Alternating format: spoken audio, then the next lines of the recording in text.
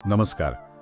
आयुष्यात अनेकदा आपल्याला असं वाटतं की काही गोष्टी त्या फक्त योगायोगाने नाही घडत आहेत. जणू काहीतरी ठरलेलं आहे आधीपासून.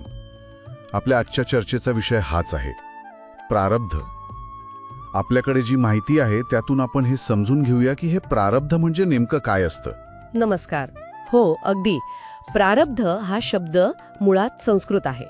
प्र म्हणजे पूर्वीचं आणि अरब्ध म्हणजे जे सुरू झालेलं आहे. म्हणजे सोप्या भाषेत सांगायचं झालं तर आपण मागच्या जन्मांमध्ये जी कर्म केली आहेत ना, त्यांचं फळ जे या जन्मात आपल्याला भोगायचं आहे ते आहे प्रारब्ध.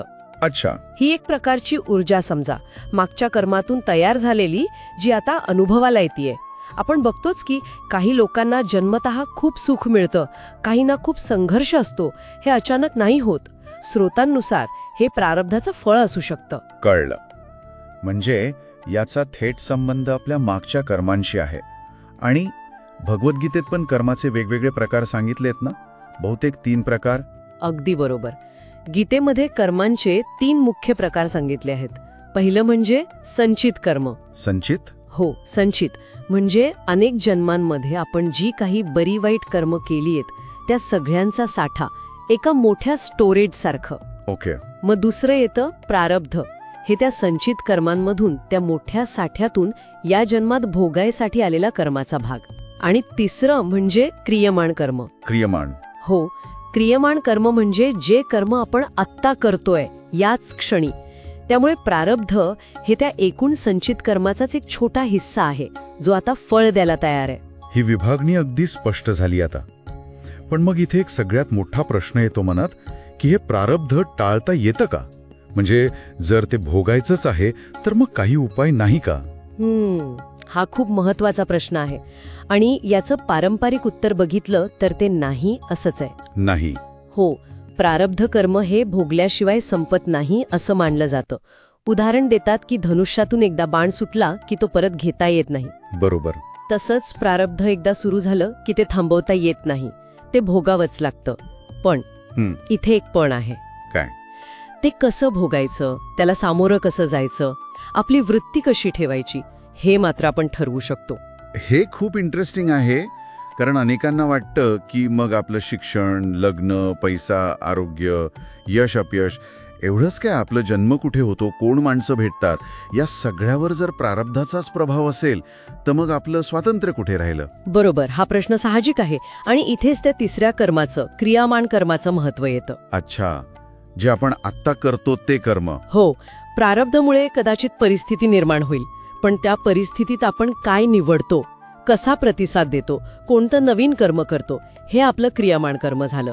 आणि हेच क्रियामाण कर्म आपलं भविष्य घडवतं, म्हणजे पुढचं संचित कर्म आणि कदाचित पुढचं प्रारब्ध सुद्धा. त्यामुळे स्वातंत्र्य नक्कीच आहे. ते वर्तमानात योग्य कर्म करण्याचं स्वातंत्र्य आहे. म्हणजे परिस्थिती जरी अटळ असली तरी आपला प्रतिसाद आपल्या हातात आहे. अगदी. आणि हो, अजून एक गोष्ट, प्रारब्ध जरी टाळता येत नसलं तरी त्याचे जे परिणाम आहेत, त्याची तीव्रता आहे, ती कमी करण्याचे उपाय नक्कीच सांगितले आहेत. हे महत्वाचं आहे. म्हणजे मूळ घटना नाही टाळता आली तरी तिची झळ कमी करता येते. कोणते उपाय आहेत ते? हो, काही मुख्य उपाय आहेत. पहिलं म्हणजे परिस्थितीचा स्वीकार. जे घडतंय ते माझ्याच कर्माचं फळ आहे हे कुठेतरी शांतपणे स्वीकारलं की मानसिक त्रास कमी होतो. हां, स्वीकारणं. दुसरं म्हणजे सात्विक जीवन जगण्याचा प्रयत्न करणं. यात मग संयम, सत्य बोलणं, साधना करणं, जप, ध्यान हे सगळं आलं. याने मन शांत राहतं. बरोबर. मन शांत राहिलं की कठीण प्रसंगांना तोंड देणं सोपं जातं. तिसरं म्हणजे निस्वार्थ सेवा. म्हणजे फळाची अपेक्षा न ठेवता इतरांची मदत करणं. असं म्हणतात की याने सुद्धा कर्मांचे भोग सौम्य होतात. मग आहे गुरुकृपा. गुरूंची कृपा असेल तर ती सुद्धा प्रारब्धाचे मोठे आघात सहन करायला शक्ती देते. आणि भक्ती. हो, सर्वात महत्वाचं म्हणजे भगवंतावरची श्रद्धा आणि शरणागती, देवाला शरण जाणं. हे सगळं ऐकून मला गीतेतला तो श्लोक आठवला. स्वकर्मणा तमभ्यर्च सिद्धिम दिंदती मानवः, 18व्या अध्यायातला 46वा श्लोक. हो, बरोबर.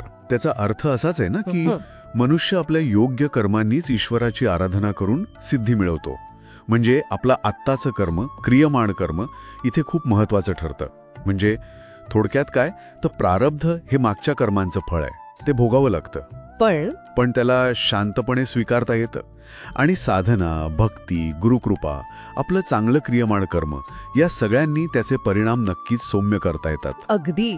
आणि जाता जाता फक्त एक विचार, की प्रारब्धाकडे शिक्षा म्हणून बघण्याऐवजी आत्म्याच्या विकासासाठी आलेला एक धडा, एक शिकण्याची संधी म्हणून बघता येईल का? असा दृष्टिकोन ठेवला तर कदाचित आयुष्यातल्या कठीण प्रसंगांना सामोरं जायची आपली ताकद वाढेल आणि जगण्याकडे बघण्याचा आपला दृष्टिकोनच बदलून जाईल. खरंय, हा विचार नक्कीच करण्यासारखा आहे.